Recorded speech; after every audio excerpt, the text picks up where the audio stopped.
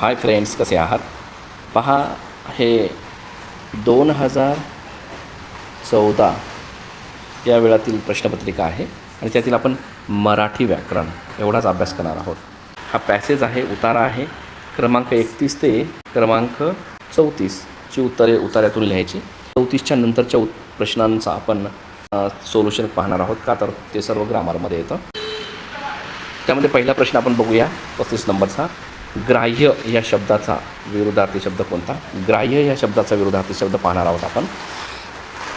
तर ग्राह्य या शब्दाचा विरुद्धार्थी शब्द आहे मित्रांनो त्याज्य. ग्राह्याचा विरुद्धार्थी शब्द त्याज्य. माधव भित्रा नाही या वाक्याचे अर्थ न बदलता होणारे होकारार्थी वाक्य कोणते? पहा, या माधव भित्रा नाही याचा अर्थ बदलू नाही द्यायचा आणि होकारार्थी वाक्य बनवायचं आहे. तर माधव भित्रा नाही म्हणजे माधव कसा असायला पाहिजे? माधव हा शूर आहे. 2 नंबरचा ऑप्शन हे आपलं उत्तर आहे. माधव शूर आहे म्हणजेच तो भित्रा नाही. अर्थ आपण बदलू दिला नाही आणि होकारार्थी बनवलेला आहे. शेवटी आहे आहे आहे हा शब्द आला म्हणजे ते होकारार्थी झालं. नाहीच्या ऐवजी आहे घ्यायचा, झाला होकारार्थी. हे काय फार अवघड नाही आहे, सोपं आहे. पिसू या शब्दाचे योग्य अनेकवचन कोणते?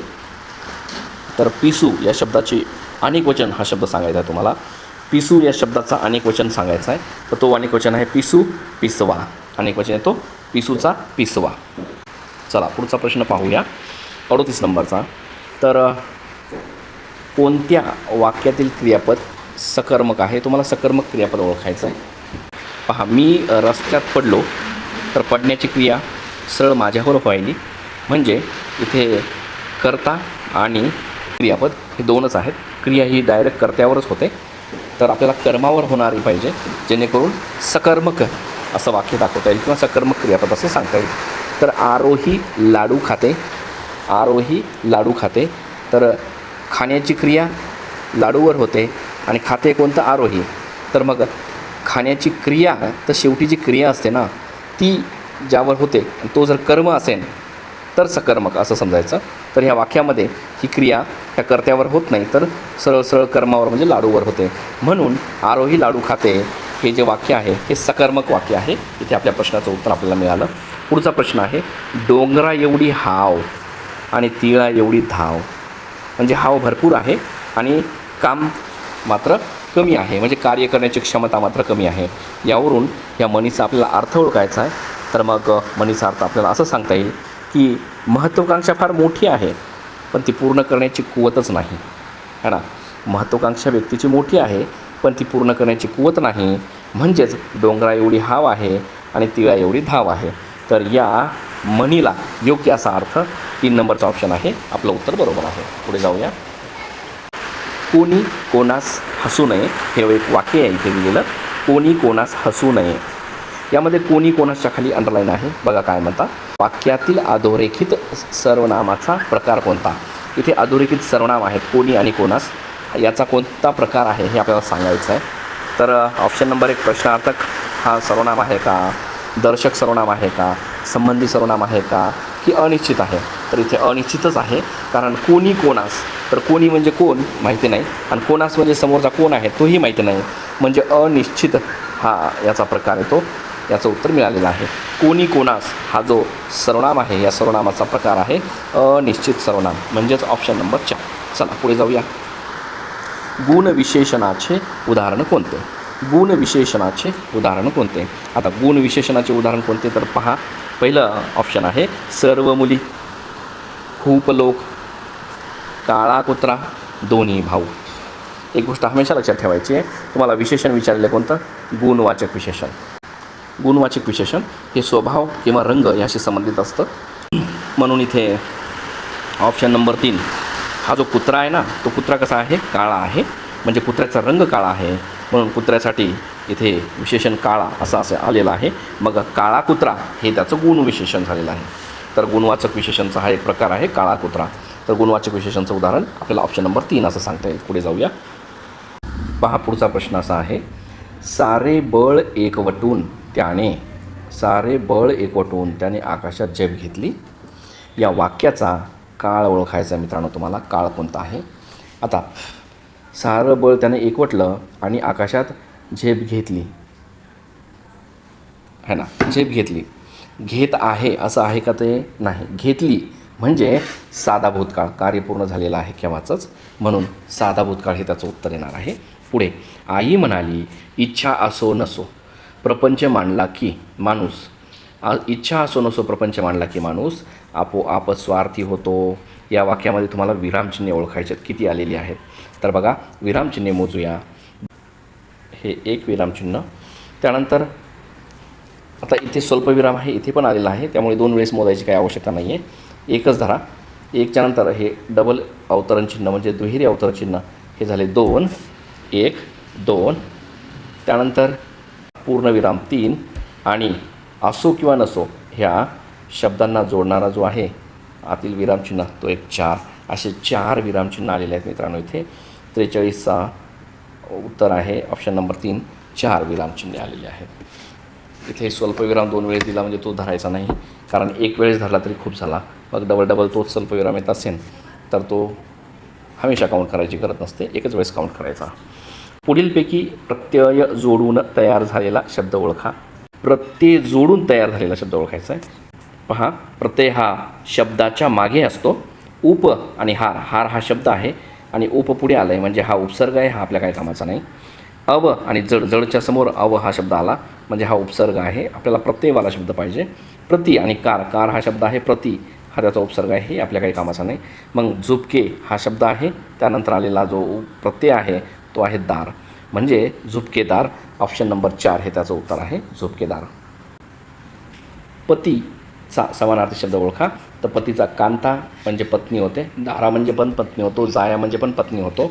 तर भरता म्हणजे पती हा त्याचा समानार्थी शब्द आहे, म्हणून ऑप्शन नंबर 2 हे त्याचं उत्तर आहे. पतीचा समानार्थी शब्द होतो भरता. त्यानंतर एक कविता दिलेली आहे मित्रांनो.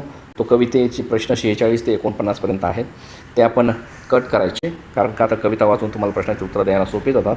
त्यामुळे 49च्या नंतरचे म्हणजे 50पासून प्रश्नांची उत्तर आपण सोडवूया, जे की ग्रामरशी संबंधित असेल. हाच आपल्याला महत्त्वाचा भाग आहे.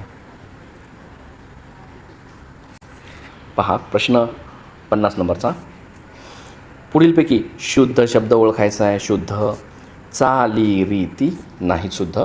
पहा, चाली हा शब्द ठीक आहे, दुसरी वेलांटी असलेला चा आणि ली, ही चाली. आणि रीती, तर रीती हा शब्द री आणि ती, रीती म्हणजे पद्धत है ना, परंपरेनुसार चालत आलेली पद्धत ही चालीरीती, म्हणून चालीरीती हा शब्द 50 नंबरचा जो प्रश्न आहे त्याचं उत्तर आहे किंवा त्याचा ऑप्शन आहे 3 नंबर. चालीरीती हा शब्द जो आहे हा 3 नंबरचा शब्द शुद्ध आहे, ऑप्शन नंबर 3 चालीरीती. लक्षात ठेवायचं, चालीचा ली हा दुसरा आणि रीतीमधील रची वेलांटी पहिली आणि तची वेलांटी दुसरी, अशा प्रकारे चालीरीती. पुढीलपैकी अर्थाच्या दृष्टीने गटात न बसणारा शब्द ओळखायचा आहे. अर्थाच्या दृष्टीने, अर्थाच्या दृष्टीने गटात न बसणारा शब्द ओळखायचा आहे. न बसणारा, तर पहा, घमेंड, गर्व, अहंता हे एकच अर्थ दाखवतात. हे तिन्ही शब्द एकच अर्थ दाखवतात. फक्त ह्या घमेंड, गर्व आणि अहंता ह्या तिन्ही प्रकारच्या एकत्रित ग्रुपमध्ये न बसणारा आहे डौलदार, म्हणजे ऑप्शन नंबर 3 हे आपलं उत्तर आहे, डौलदार. डौलदारपणा, डौलदारपणा हा घमेंड, अहंकार किंवा गर्व यासारख्या शब्दांचा अर्थ दाखवत नाही, म्हणून हा गटात न बसणारा आहे, डौलदारपणा हे त्याचं उत्तर आहे. कोणालाही कळू न देता या शब्दसमूहासाठी योग्य शब्द कोणता आहे तो तुम्हाला सांगायचा. कोणालाही कळू न देता, तर कोणालाही कळू न देता म्हणजे बिनबोभाट, बोभाटा करायचा नाही, कोणाला काही सांगायचं नाही, कोणालाही न कळू देता असा त्याचा अर्थ होतो. या शब्दसमूहासाठी असलेला बिनबोभाट हा शब्द आहे. त्यानंतर आहे, तर बँकेतील हिशोबात गडबड झाल्याचे मॅनेजरला कळले. बँकेतील हिशोबात गडबड झाल्याचे मॅनेजरला कळले आणि तिथल्या कारकुनाने काय केलं, स्वतःचं तोंड काळं केलं, म्हणजेच तोंड काळे करणे. तोंड काळे करणे, तिथून निघून जाणे, ठीक आहे ना. का तर त्याला ते मॅनेजरला उत्तर काय द्यावं हे त्याला प्रश्न पडला असेल आणि म्हणून त्यानं स्वतःचं तोंड काळं केलं, म्हणजे तोंड काळे करणे.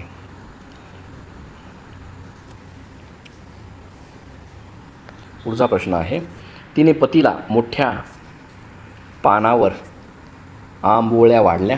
तर पानावर हा जो शब्द आहे याच्या खाली अंडरलाईन आहे, पुढे वाचूया. या वाक्यातील अधोरेखित अव्यय कोणत्या प्रकारचा आहे. हा जो अधोरेखित केलेला जो शब्द आहे त्याचा अव्यय कोणत्या प्रकारचा आहे. बघा, पान हा जो शब्द आहे पान, तर पान हा शब्द येतो हा एक नाऊन आहे, नाम आहे पान हा शब्द.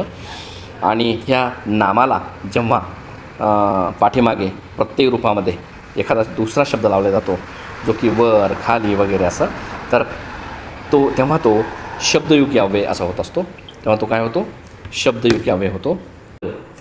मग शब्दयोगी अव्यय हा प्रकार आहे अव्ययाचा, शब्दयोगी अव्यय पानावर. तर धाकट्या भावाला परीक्षेमध्ये कमी गुण मिळाल्यामुळे त्याला लिहिलेले पत्र कोणत्या प्रकारचे असेल?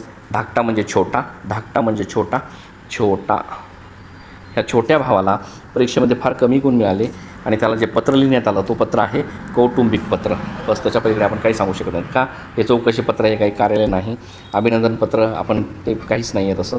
त्यालाच कमी मार्क पडले त्याला कुठं अभिनंदन पाठवत बसता, म्हणजे त्याचा सत्यानाश करायचा काय, त्याला रडवायचं थोडंच आहे ना. चौकशी पत्र त्याची चौकशी करायची का? हे कार्यालयाचे कामं असतात. तक्रारपत्र त्याची काही तक्रार करायची का कोणाकडे, तर इतके कमी मार्क का पडले म्हणून, त्यामुळे हे असे पत्र होऊ शकत नाहीत. तर कौटुंबिक पत्र एवढंच त्याचं उत्तर आहे. पुढे जाऊया. 1998मध्ये आहे ना, 1998 साली परळी वैजनाथ येथे भरलेलं जे मराठी साहित्य संमेलन असायचं, 71वं मराठी साहित्य संमेलन, तर त्याचे अध्यक्ष मित्रांनो लक्षात ठेवायचं दमा मिराजदार होते. दमा मिराजदार असे होते. 1998मध्ये जे परळी वैजनाथ येथे 71वं साहित्य संमेलन जे भरलं होतं मराठीचं, तर त्याचे अध्यक्ष दमा मिराजदार होते. हे त्याचं उत्तर आहे. बस त्याच्या पलीकडे काही उत्तर नाही आहे. तर नंतर आहे मराठी भाषेतील आद्य चरित्रकार म्हणून कोण ओळखले जाते? मराठी भाषेतील आद्य चरित्रकार म्हणजेच सर्वात प्रथम मराठी भाषेमध्ये चरित्र ग्रंथ कोणा लिहिला, म्हणजे चरित्रावर आपण चरित्राविषयी माहिती असलेला, त्याला म्हणजे चरित्र्यावर लिहिणारा जो व्यक्ती असतो तो चरित्रकार असतो. म्हणून असा चक्रधर स्वामींच्या विषयी जे चरित्र लिहिलं होतं ते माहीम भट्टांनी लिहिलं होतं. म्हणून माहीम भट हे मराठी भाषेतील आद्य चरित्रकार म्हणून ओळखले जातात. तर हे लक्षात ठेवायचं तुम्ही. पुल्लिंग शब्द कोणता आहे तो ओळखायचा. पुल्लिंग शब्द ओळखा. पुल्लिंग शब्द ग्रंथ हा पुल्लिंग शब्द आहे. तो ग्रंथ, हा ग्रंथ, ती ग्रंथ म्हणत नाही आपण, जसं की ती पोथी म्हणतो. ठीक आहे. पोथी जो आहे हा पुल्लिंग नाही आहे, हा स्त्रीलिंग आहे. तर वही पण, ती वही ही पण स्त्रीलिंगच आहे. ते पुस्तक हे पण, ते पुस्तक म्हटलं की हा पुल्लिंग नाही, स्त्रीलिंग नाही, हा नपुंसकलिंगमध्ये येतो. ठीक आहे ना. तर हे पुस्तक किंवा ते पुस्तक असंच होतं. त्यामुळे हा पुल्लिंग होऊ शकत नाही. त्यामुळे पुस्तक नाही, वही नाही आणि पोथीही नाही. तर आपलं उत्तर आहे ग्रंथ हा पुल्लिंग शब्द आहे. चला तर पुढे जाऊया. महाप्रो प्रश्न शेवटचे 2च बाकी आहेत. केशव कुमार प्रश्न विचारतात. प्रश्न विचारलेला आहे की केशव कुमार या टोपण नावाने लेखन करणाऱ्या लेखकाचे नाव सांगा. तर लक्षात ठेवायचं आहे हमेशा की प्र. के. अत्रे, प्रल्हाद केशव अत्रे हे केशव कुमार या नावाने किंवा या टोपण नावाने लेखन करायचे. म्हणून प्रल्हाद केशव अत्रे म्हणजेच केशव कुमार. आपल्या प्रश्नाचं उत्तर आपल्याला मिळालं. पुढीलपैकी कोणता वर्ग कठोर वर्ण आहे? तुम्हाला कठोर वर्ण ओळखायचा आहे. कठोर म्हणजे तर वर्ण 2 प्रकारचे, एक असतात कठोर, दुसरे असतात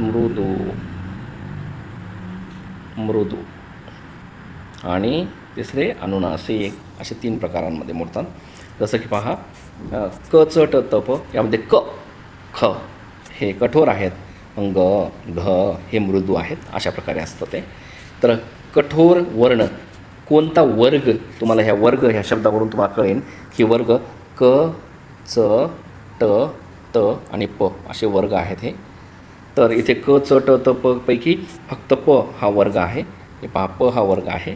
मग ह्या वर्गामधील कठोर वर्ण प, प, फ, ब, भ, म. प आणि फ हे कठोर वर्ण आहेत. ब आणि भ हे मृदू वर्ण आहेत आणि म हा अनुनासिक आहे. त्यामुळे तुम्हाला कठोर वर्ण विचारला, प वर्गातील कठोर वर्ण हा पच आहे. म्हणून त्याचं उत्तर 1 नंबरचं ऑप्शन नंबर 1 हे त्याचं उत्तर आहे. अशा प्रकारे मित्रांनो आपण एक 2014ची एक प्रश्नपत्रिका जे TETचा पेपर असायचा त्यातील फक्त मराठी व्याकरण एवढाच भाग पाहिलेला आहे.